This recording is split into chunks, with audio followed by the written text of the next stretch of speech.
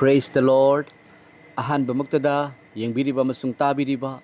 mayam pumnamakpu ichilinaw iche ima pabungsing dayanan laistramna Prabhu Jesu Krista kanbiba mapugi minglenda ikai khonazari amasung yaifa mongol supizari Prabhu Jesu Krista gi thaujal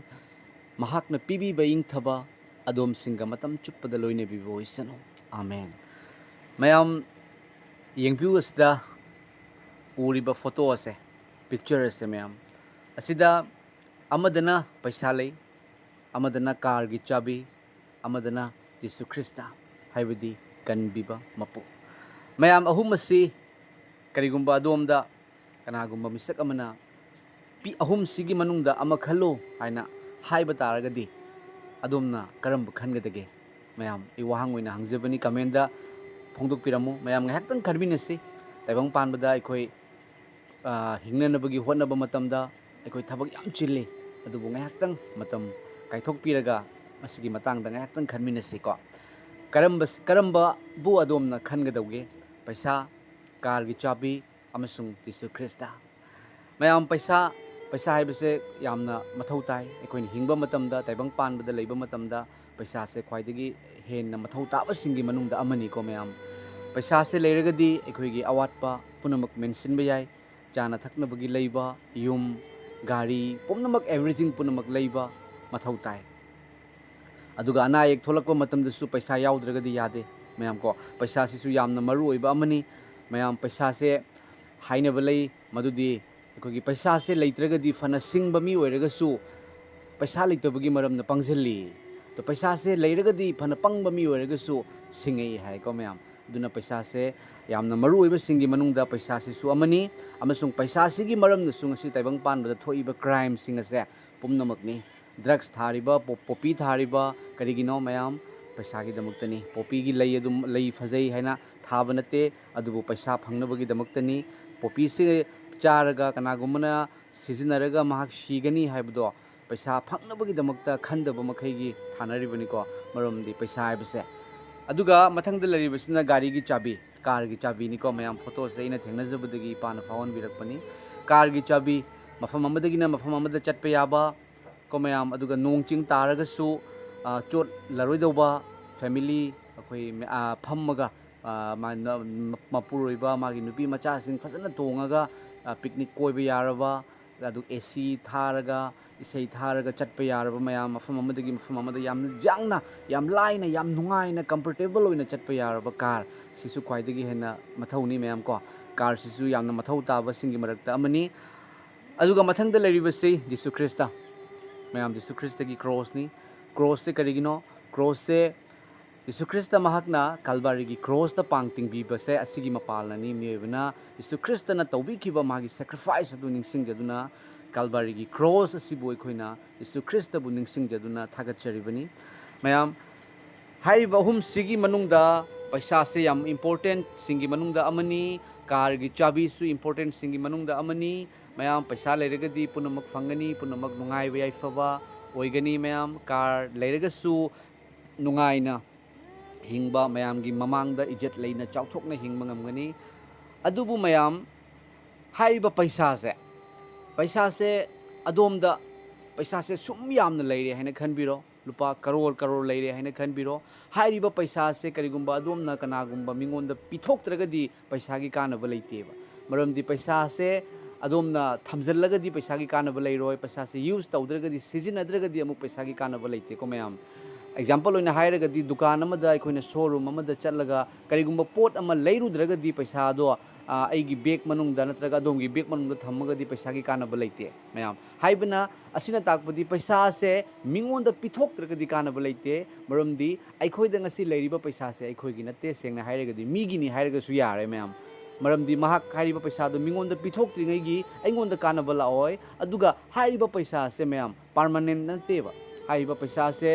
matam chupada adongi manaka thambasu yaroi thammaga su kanaba leiroi mingonda pithoktingai haibadi paisa se matam chupada ikhogi manakta leiba ngamde aduga paisa se permanent oiba posak ama natte mayam ngasi adomda leirami hayeng atopa amada chatkhini aduga gi atopa amanamu atopa amada chatkhini ko mayam paisa se loibanai hongbanai aduga mayam gari gi chabi car gi chabi ko mayam ngasi car haibase asina aikoina chathok chasin tawbada sizinaba taragasu mayam asina aikoida ingthaba asina aikoida aikoigi awana tarakpa matamda natragasu aikoida mathau tarakpa matamda karigumba ama tawrakpa matamda haiba car sina punamak piba ngamde magi hoi mafam amadagi na mafam amada chatpa budi ma car sina yam nungaina chatkigani adubu atopa singsu atopa sing mahakna piba ngamde aduga haiba car se mayam ahanba brand new showroom dagi purakpa matamda yam fazai tongbada adubu kharani leiragadi mantharai aduga mallagadi amuk ahanba car se yam pami haina leirakpa matamda pamkhiba aina yam luna khanjabado kharani leiraga mantharagadi akhogi wakhalsu adum handarai aduga haiba car yamna pamjaba car natraga bike bu hairagasu madudagi ahenba ma tholakpa matamdasu akhoi hairiba sinatabada atopa masu pamai ko mayam haibadi haiba car su mantharakpa nai haiba car mangondagi su afaba ma tholakpa matamda akhoi apamba hongai amasung haiba car mahakna everything punamak su piba ngamde mayam aduga khwaidagi last ta ina haijariba si Jesu Krista matang asida Jesu Krista hairakpa matamda Jesu Krista kanano haina khangdaba singnadi ai paisa pami natraga car pami haina haibirakpa yai adubu Jesu Krista hairiba se samlapna haijarake ngasidagi chahi lising aniga kunga mangagi mamangda 2025 haiduna hainariba se Jesu Krista na pokibadagi chahi masing thiba hokibani taibang malem laisem biba mapuna mioi babu asukki matik nungshibagi maramna mioi ba aikoina ishorgi wahai dharmagi wahai indaduna nungsinau hairaga phunaba hatoknaba rep tauba nattabagi thabak mi hatpa mayam ase tawrakpa matamda ishorgi wahai ilaktaba matamda ishorna wayenba matamda fattabagi mahaki panthung ase dharma punamakna haiba hell jehannum khamnung lebak norokta tabatare mioi base ai khutmangna semkibani khanbagi maramna laisem biba mapu haibadi yahoba ishorna magi amatta ngairaba masanupa Prabhu Jesu Krista taibang panda thabirakpani Jesu na pokpadi atay dagi tongali aseng bilay sabi luhongdri ngaida aseng bilay sabi Mary kaubi nupi ama ishor na khandok pibani aseng bi atopa nupa lanada bi nupi ama ishor na khandok piduna mahaki garbada ishor gi thawai aseng mana loina duna Prabhu Jesu Krista miron hanki aduga Prabhu Jesu Krista na poba matungda mahakna anaba ayekpase punamak fahali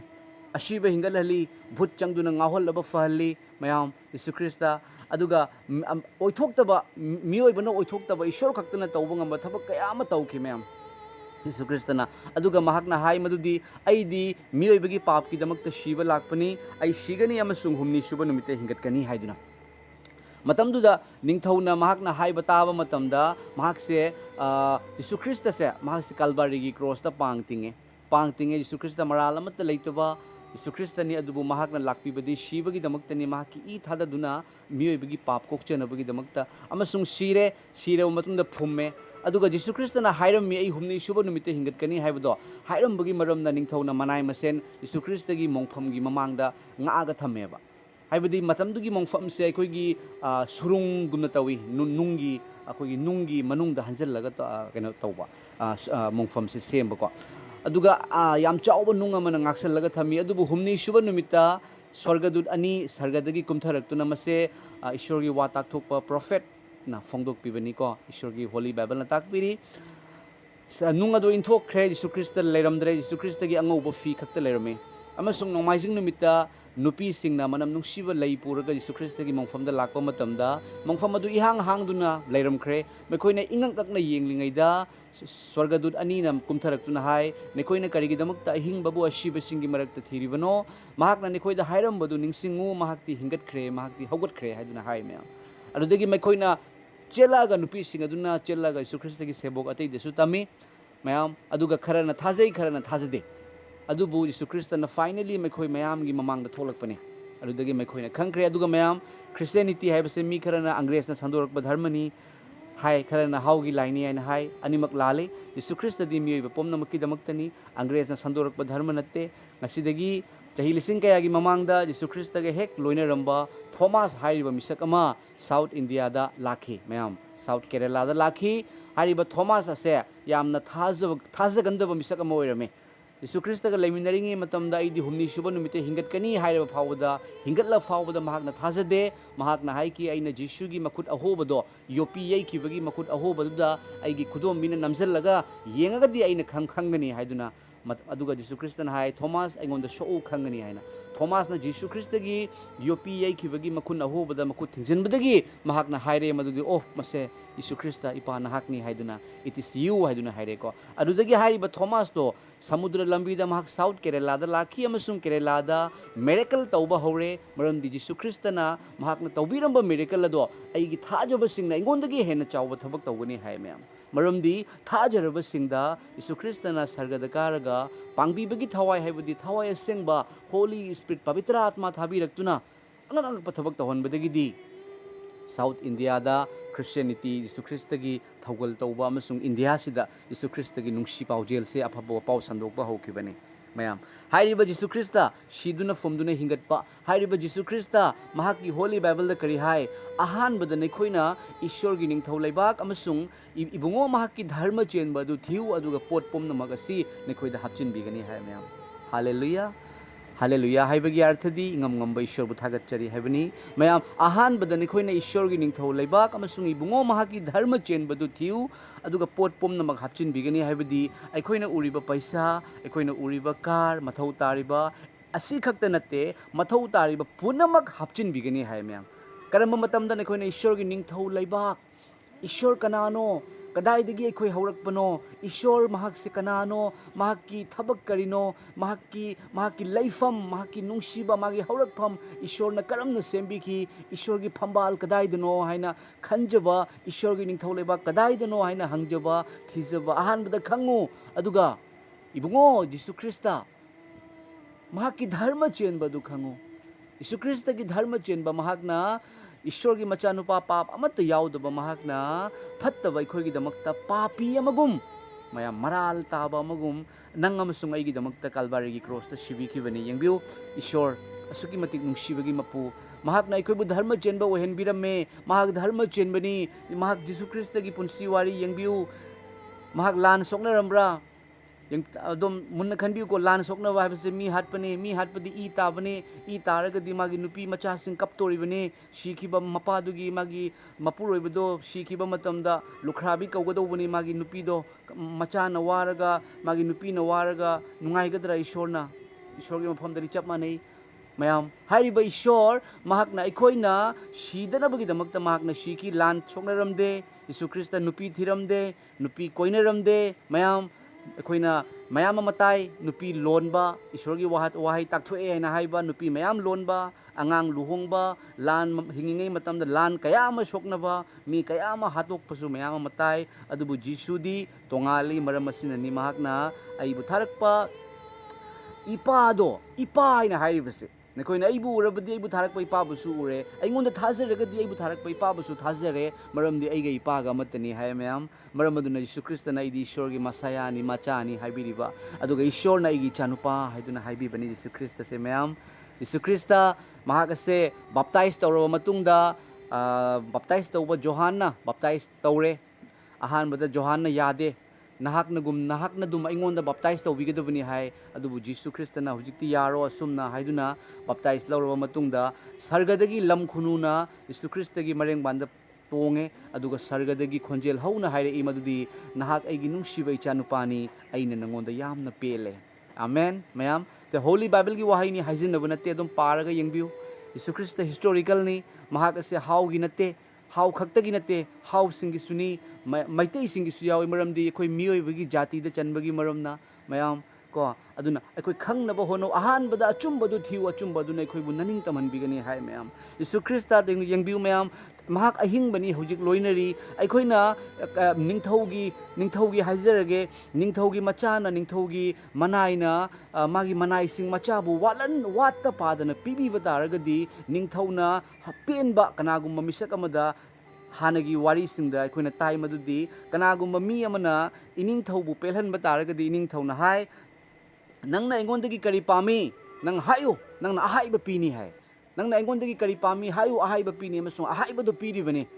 निंगथौदुसु सीबनाय Ningthou कया Laramie सीख्रे को ma'am अदुबु सीदबा अहिंगबा ईश्वरदा अदोमना निजबा मतमदा महाकना पीरोइद्रा जीसुना hi अइना नखोइदा पितत पाततपगुमना थमोय जीसुगी मिंगदा बिखानिबा अदोमना उरब्रा मरमदी महाक mahak thajabasingse magi machanupani hai Jisuna hai nekhoina aibu thajaba taragadi taibang malem sarga malem taibang pan maro lahumbu lai shem bibu mapuda ipa haina kau fangani ipa ishorbu ishorgi macha oiraga karigidamakta pitat patat po oiraga wono mayam aduna aiko Jesu Krista kanano ipa ishor Yahoba ipa ishor kanano thawai sing banai khoida kari tawi habse adomna khangakpa Jesuna kari tawkre haina khangakpa matamda mathanta ishor na pirakani mayam nongma wari amtang haizege maringi ozama maringi ojase matam kuina mahak ase phamungda naduna hiptuna leiraba mi singna hainei madudi paisa tanbase hipna phamungda hiptuna leiraga paisa lakadu bunate thabak su paisa talu hai yam chumi adubu ishor bu thajaba haiba maringi ojaduna nongma phone tawbirei oja sumaina I hana bulei oja sumaina nare mating haina hairakpa matamda mating pangbi waina hairaktragasu magi ware nare tajaba matamda mamangdagi khangnajaba unajaba nachade adubu thajaba mayam akoina thajaba se legadabani akoina kanagumba mana wa ma hairakpa matamda mayam ama khanjallaga chummira lalira haijanarira haibagi wakhando negative mind do akoida lehengumsi kanagumana ai ware hairakpa matamda aigi tabom thokpa tawgodobani mase chummira lalira judgment tawgodobo ishorgini hojikti akoi miyoibana judge tawra leire kanagumana awabada mating khitang pangbiu haiba matamda haijanarira kana wadana wai haiba yaroi mayam bikhan nining babu kanano wai haining ba kanano mayam ko aduna mayam ko aina hojik mayam da phongdok chaning liba wahai asidi hairiba maringi ozado mahakse naduna leibani mana phone tawrakpa mahakka wari sanabadagidi ishorna akhoi gi thamoi da fahon birene hairiba ozadu da mating pangoina adudagi aikoina aina YouTube ta ishorgi thawgal tawjaraga amasung ichil naw iche chel kayana mating pangbadagi phamung de hiptuna leiraba hairiba maringi ozadu da lupa lising tara thajagiba praise the Lord asini ishor bu thajaragadi phamung da hipna su paisa lai haibado mayam ko asini ko ase ina phongdok chaningi ahan bada ishor bu thajau Yesu Krista bu thajau paisa di kari sunate gari gi car gi chabi di kari sunate haiba sina lomba naidaba sarga heaven haiduna haiba tongan ba machu gi fi setuna mayum makai thadok na duna thinariba ishora do adom na fangani maramdi Jesu Krista gi maming se atiya gi makhara tharaba pap kok na ba minglen Jesu natana leite hairi shiraga phummaga hingatli Jesu Krista historical ni wakhanna sagatlaga haiba nate Jesu Krista gi wahai Yesu Krista gi sebok Thomas India da lakhibani jengu samadru lambida amasung mahak ahing boy bagi maramna mi mangda thokpi rei taibang da uhan bi rei mayam Yesu Krista aduga wayen bagi matamda mahak amuk lakani Muslim gi Quran hairiba lairik to akoi gi Holy Bible da Quran gi lairik bu ibiramba Prophet Muhammad ki maming da amata yaude adubu Jesu Krista gi maming Muslim gi Quran lairik ta mafam kunmanga da yawi 25 places da yawi kari maram gi damakta no Muhammad ki mafam maming na mafam manga da yawi Jesu Krista gi maming na mafam kunmanga da asina taiba power se kari no Muslim da su Muslim gi Quran lairik da Jesu gi Krista gi maram da mahak shidana hingat ki mahak na lairingai da thawai happy na chingba mayam ama so many miracles in the Quran lairik ta phongdu iba adubu Jesu Krista mahaki Holy Bible na word of the God na marik chuma takpiri bani mayam Jesu Krista bu khangjau ahan bada thina ba hona jau paisa tanabagi damaktadi ayuktagi na sanda phawbada nungthang phawbada thabak sui car leiraga car thauduna car leina bagi hona bada wariba car thaubada nungai haiduna car leina bagi damakta hona ribado ishor bu kanano haiduna hangjabada muktangdi hona biu masina adom da sungang mangoi kanaba khakta oigani mayam kanaba khakta oigani maramdi horen kari hayeng kari khangnaraktraba matam neba mi hatpa matam da khanadraba mi halaga haraunaraba matam neba haibadi dharma na khwaidagi yadabado khwaidagi hena taunariba matam ne maram aduna ahan badai shor laishem bi mapu khuding mapu sembi ba lanmi tengolgi Yahoba ipa ishor mahak laishem bi mapuni mahaki macha nupa Jesu Kristani Jesus Christ ni amasung thawai sengba Pavitra Atma ahumak oiba Jesu Kristani aibu uraga Jesu na hai ki Philip da magi sebok Philip na hai Jesu Krista na ipa hai baduda guru akhoi da ipa adu uhan biu hai akhoi da ipa adu uhan biu na hak na ipa hai bado adu itaraga di akhoi yam harau jagani hai Jesu Krista na kari hai Philip